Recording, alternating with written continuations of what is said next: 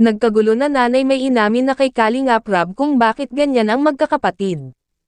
Pero bago ang lahat isang mapagpalang araw mga Kalingap. Ngayon ay pag-usapan natin ang kwento ng tatlong magkakapatid na tinatawag nilang tatlong zombie. Pero bago ang lahat wag niyo pong kalimutan suportahan ang ama ng Kalingap na si Val Santos Matubang, Ate Edna Vlogs, at walang iba kundi si Kalingap Rab. Maraming salamat sa inyong patuloy na pagsuporta sa amin lalo na sa buong Kalingap na walang sawang tumutulong sa mga mahihirap kahit napapagod na sila lalo na si Kuya Rab ay hindi pa rin sumusuko sa pagtulong sa mga mahihirap at kahit malayo mga Kalingap ay talagang pinupuntahan ni Kalingap sila para patuloy pa rin ang pagbibigay ng tulong.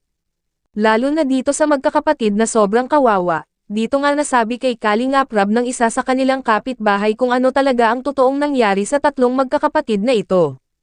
Nasabi nito kung ano ang totoong nangyari bakit sila sobrang mahiyain at nagtatago sa tuwing pumupunta si Kalingap Rab sa kanila. Ang totoong nangyari sa kanila ay namatay pala ang isa sa mga kapatid nila na babae kaya pala ganyan sila. At parang na-trauma sila sa pangyayari sa kanilang namatay na kapatid.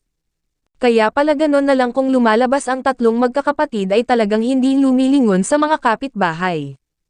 Kaya natawag nila ito na zombie. At isa pa na pagkamalan nila itong mga baliw dahil sa kanilang kinikilos.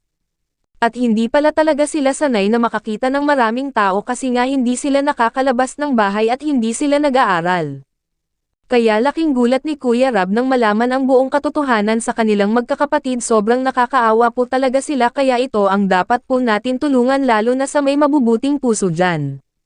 Dahil yan ang tanging pakiusap ni Kuya Rab lalo na sa mga viewers natin dyan sana maraming tumulong at sana po makipag-usap na silang tatlo kahit kay Kuya Rab na lang, yan ang gusto mangyari ni Kalingap Rab, at ng ating mga viewers na sana makipag-usap sila ito lang po muna maraming salamat po sa inyong lahat.